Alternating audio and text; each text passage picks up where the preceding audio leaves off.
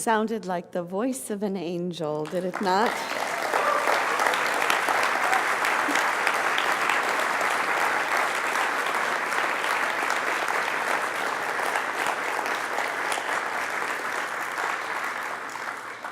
Thank you. You could feel the angels just in the room.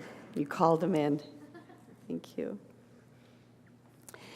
So this month we're looking at the practice of embracing the unknown. And what better way to embrace the unknown than to ask the question, what happens to us after we die? What happens to us when we leave this body? And there's so many different ways. There's heaven, there's hell, there's reincarnation, there's the connection with the whole universe and oneness, and some believe there's absolutely nothing at all. So this coming week, we're going to find ourselves, calendar-wise, at the midpoint between the fall equinox and the winter solstice. So we're right, Halloween, All Souls Day falls right at that midpoint. And this is the dying season, right? It is, the leaves are falling from the trees, the harvest is in. This was the time in more ancient times when the livestock would be brought in for the winter and some slaughtered for the year. So for hundreds of years, this has been a festival. There have been festivals throughout the world that suggest that the veil between the two worlds is thin during this time of year, that the door, in a sense, is open to what we could call the other world or the other dimension. So here's some of the festivals that are recognized in this coming week. Halloween, which of course has its roots in Samhain. All Saints' Day, All Souls' Day, Dia de Muerto, the Day of the Dead, and a Filipino holiday called Undas. So across cultures, there seems to be an agreement that, again, that the veil is thin on these days and that the spirits of the dead can cross over and visit the living. Now, what's interesting to me that I have noticed across cultures, that this is not sad, that this is not a sad event, this is not a time of grief and sadness, but rather it's a time of playfulness, it's a time of creativity, there's a sense of fun and food and festival. You know, so we have Halloween, right? And what do we have with Halloween? We have our ghosts and our goblins. The Day of the Dead is an explosion of color, and it's about life-affirming joy. All Saints' Day is about remembering the saints, the martyrs, not just famous like St. Paul, but your grandmother or someone who was that for you. And then Undas is a time for families to come together. Everybody comes back wherever they are, and it's a time to forgive your family members. So I want to break down some of these holidays in a little bit of detail and then look at, so what does that mean for us? How can we use this energy?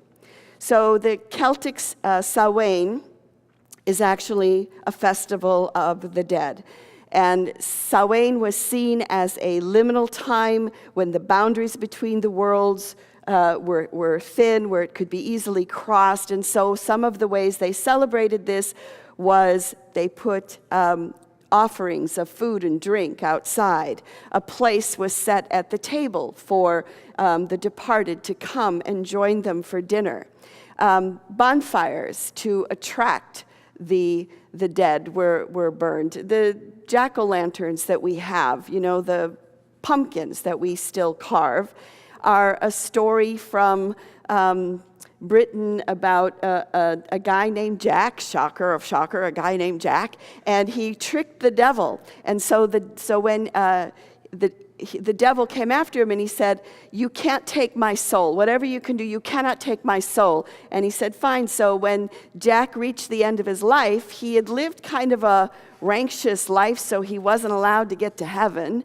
And then he's like, "All right, I guess I got to go to hell." And the devil said, "Nope, you said nope, so no." And so the story is that Jack, he was given a turnip, put a light in it and just walked around and just sort of wandered around kind of in this purgatory. So when you carve your pumpkin this week, you'll know that it's Jack's lantern. He's wandering the earth trying to find. So we see how there's like these stories and these myths and this creativity that is permeating this holiday. So we see that Halloween has its roots in Samhain. We have our ghosts and our witches and our goblins and our fairy princesses. So we can sort of cross over in costume if we want.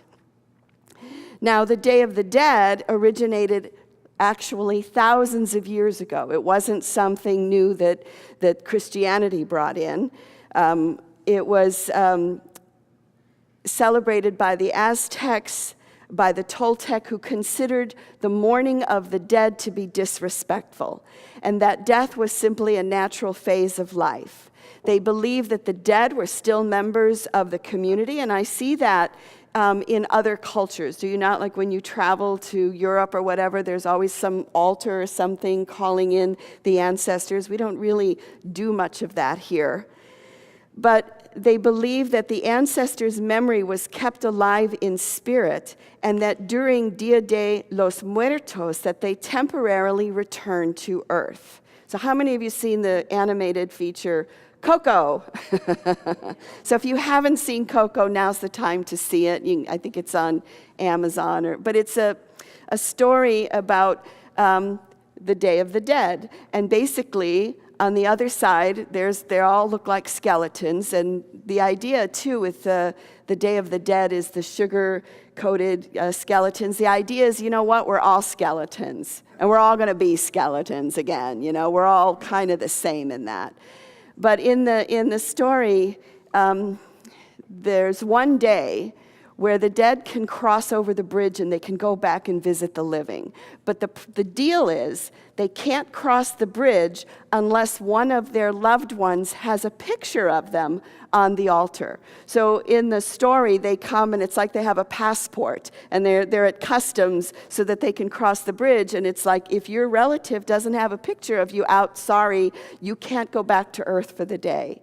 And it's just this wonderful story of this crossing over, and it kind of illustrates this festival energy of food being shared and the dead coming back and seeing their relatives and going, oh my God, look how big you've gotten, you've grown. What's been going on this last year? You know, so it's kind of this catch-up that happens. Now in Undas, which is a Filipino celebration, all the family members are expected to go to the cemetery. And it's believed that by going to the cemetery and offering food and flowers and candles, that it calls in the departed loved ones. And this practice was actually not imported, you know, by another culture. It was part of their own culture. It's also seen as a time of a family reunion, like, you know, we all come back for Thanksgiving or Christmas. Well, they all come back then, and you hang out at the cemetery all day, and you catch up, and if you have any grudges against each other, you need to let it go. There's no fighting allowed on this day. So we see the link that there's commonalities between these festivals. And so I'm wondering, could it be that there is an energy that suggests that we should remember, not in a sad way again, but in a happy, playful, creative, and fun way to call in our ancestors and play with them? Now, some of you may not like some of your departed relatives, and you may not want them to come back, you know? So you can always just say, you know, I call in the kind ones. I call in. But if you think about it, food is also a theme that kind of runs through these holidays, like bringing your ancestors or your deceased loved ones' favorite foods. And that's a way to honor them. And if you think about it, I mean, it's not so much the case today because we have the internet. And so if you need a recipe, you can just go online and you can start throwing things together. But before that, Your recipes were handed down from your mother, your grandmother, your great-grandmother. They were handed down from generation to generation. And if you think about what a recipe is, it's almost like it's a ritual. It's almost like it's a spell, because when you're following a recipe, you have to put in the same ingredients, right? You have to go through the same steps. And so in a sense, you're almost mocking or mirroring what your father, mother, grandmother, grandfather, ancestor did. So that cake recipe that you have that belongs to your grandma, it's important. And I say this because a number of years after my mother died, and I'd pretty much felt like I'd moved through my grief with it, and it was Thanksgiving. Now at our house, we're Scandinavian, so we always have creamed cabbage. And when I have a guest at my house for Thanksgiving, they always look at the bowl of creamed cabbage and they pass it on. Even though everybody's like, you gotta try this, it's creamed cabbage, it's been in the family forever. No, thank you. In fact, I was back in Chicago a few years ago on my brother's birthday, so I thought, I'll make him dinner. And so I made, some of his favorite things, including creamed cabbage. And at dinner he said, I don't know how to tell you this, but I don't like creamed cabbage. And I never eat creamed cabbage, nor will I ever eat creamed cabbage. It's like, all right.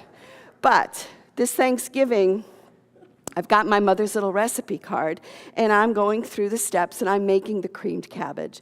And all of a sudden, I got hit with this incredible wave of emotion and feeling of my mother. And I thought, what the heck, where did that come from? And I realized that I was doing something that she had done year after year. So when you have a recipe, it's not just a recipe, it's a connection to our past, it's a connection to our ancestors, and I think it's a way to honor them and to call them in again, and it's in a more fun and playful way instead of, being serious and sad. So All Saints' Day is another holiday, and that one's on November 1st, and this is a Catholic festival or holiday. And the reason it was created was because there were so many martyrs and there were so many saints that it was like, oh my God, we got to have a festival for this, and that. They go, let's put them all on one day. Then we can cover it. We got it. So, and of course, they knew about Samhain, so they made it the same time. But there was a Byzantine emperor whose wife lived this exceptional life, and he believed that she was a saint. She wasn't sainted by the church. So he had a church built, and he dedicated it to her, and the church said, nope, can't do that. So he really pushed the All Saints' Day because he was hoping that she would be also remembered on that day. So what's interesting about All Saints' Day is, again, it's the same kind of thinking, that there's this bridge, that there's this door that's open between heaven to those who have departed in heaven and those who are living on earth, and that we can say prayers to those who have blessed us, whether it's a spiritual teacher, whether it's Jesus or Buddha or Saint Michael or your grandmother or your cousin or your wife or your child or whoever that may be, that the door is open to give thanks and give praises to these people. Now, All Souls' Day is different. All Souls' Day is prayers. Again, this is Catholic theology, but All Souls' Day is prayers for the souls who are wandering around in purgatory, kind of like Jack-o'-lantern with his lantern who's kind of wandering around. So it's prayers for those who may not have moved on. And maybe one way for us to interpret that and look at it is, do you know of relatives that you feel maybe haven't moved on, right? That don't know that they're dead? Here's a weird example of that. So when I was in ministerial school, I had a prayer partner who actually could do incredible impressions of other people. But John Belushi had just died. And I remember it really felt to me that he didn't know he was dead. And so I asked my prayer partner, I said, I really feel that, so can we pray for his soul and, just kind of send him on his way? So we were praying, and when I opened my eyes, he was looking at me and one eyebrow raised. looking at me as John Belushi would look at me. So that's another way to look at All Souls Day. So ancestors. So as we move into this next week, and this veil is thin, and we can cross over back and forth if you would use your imagination, how can you have fun with this? How can you call in your ancestors? One way is to make them an altar, and we have our altars here we've written their names down. Bring out their picture, because without the picture, they can't cross over the bridge, right? They need that picture. To say to the prayer that Desi read earlier, because that's going to be on our Facebook page, to share in that. Maybe consider making a pilgrimage to the land of your ancestors, to plan that. With Ancestry now, it's possible to find out, what part of the world that we came from. Last year, the kids and I went to Denmark because I was kind of on this pilgrimage to find my ancestors. And all the documents had said that they were from this town called Ribe in Denmark, which was the oldest town in Denmark. So the kids and I met in Copenhagen, and then we drove to Ribe, which was about a 5 or 6 hour drive. Well, here's the thing I didn't know about Danish people, is they speed. And that's okay, because people speed all over the world. But the problem is they tailgate you, so that, they're going like 80 miles an hour, and they're tailgating you, and even if there's other lanes, they won't cross. They just keep coming behind you. And I think part of that is the tax is like so high on a car that nobody really owns a car, so maybe they've forgotten how to drive. I don't know. But in a 5 hour drive, we saw, and I'm not exaggerating, we saw 4 multi-car accidents that it was totaled, where the car was just destroyed. And it was harrowing, to say the least. It was very harrowing. So by the time we got to Ribe, especially my son is like, Mom, we're done. We're not getting in the car. We're done. I'm like, okay. So we stayed in this ancient farmhouse. We're looking at the cemeteries. I found the church where my great-grandfather was christened. But then I found something out, that my family actually wasn't from Ribe. They visited Ribe. And Ribe is sort of like, you'd say, Seattle, but actually you're from, Puyallup, right? So there's a difference. So Tovar was the name of the town. It's only another 40 kilometers. And my son refused to get back in the car. Both of my kids. I'm like, but we've traveled thousands of miles, and it's only 40 more kilometers to get to Tovar, so we can go to the cemetery, so we can find your great-great-great-great-grandfather. And I don't care, Mom, we're not going. So now I have to leave it to my descendants to continue that journey, because it isn't mine. So, how do you honor your ancestors? Pull out the foods from your culture for this coming week. Pull out those foods. What are they that would speak to you? Make an altar, bring a picture or a possession of theirs, and just put it in a place of honor with a candle this week. Because there's so many holidays, I don't think it's a coincidence, and I also don't think it's just superstition that there's this thinning veil between these two worlds at this time. So why not use that energy that exists and call it in? So I actually would like to do that as we begin to close.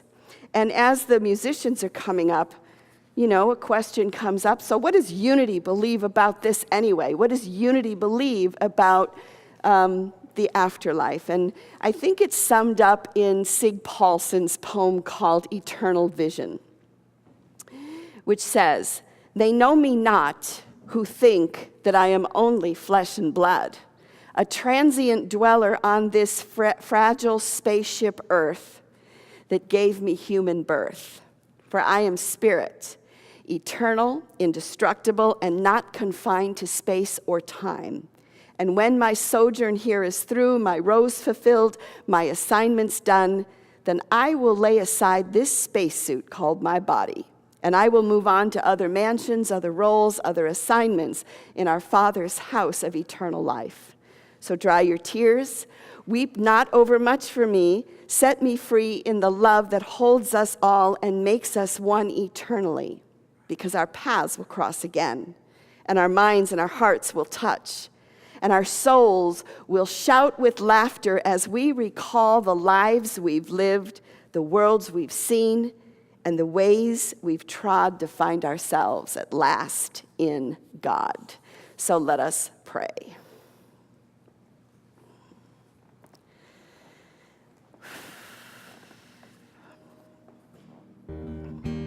So I invite you to take a deep breath.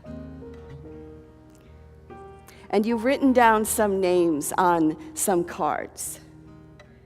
You have, in that act of writing, you have begun to call in your ancestors and those that you have loved who have gone on to another dimension. And so I invite you just to feel the blood, the DNA. Just feel it pulsing through you. And we now honor our ancestors. We welcome in the kind and the helpful, the kindred spirits. And we ask that they guide us. If there's a question or a problem or a challenge that you're facing right now, imagine giving it over to them, to him, to her, and asking for their help.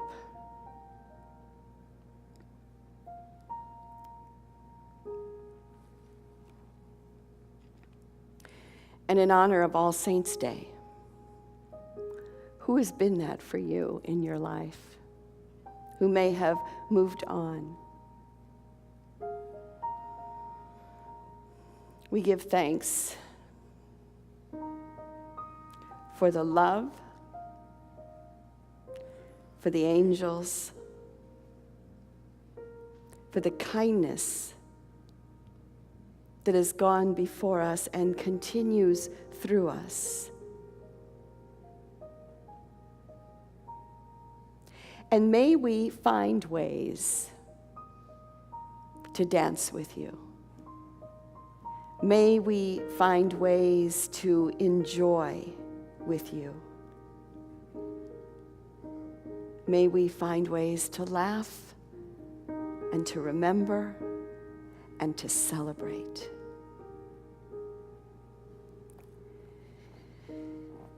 And it is for this awareness that we are so grateful, and we affirm this in the name and through the power of the living Christ. Amen.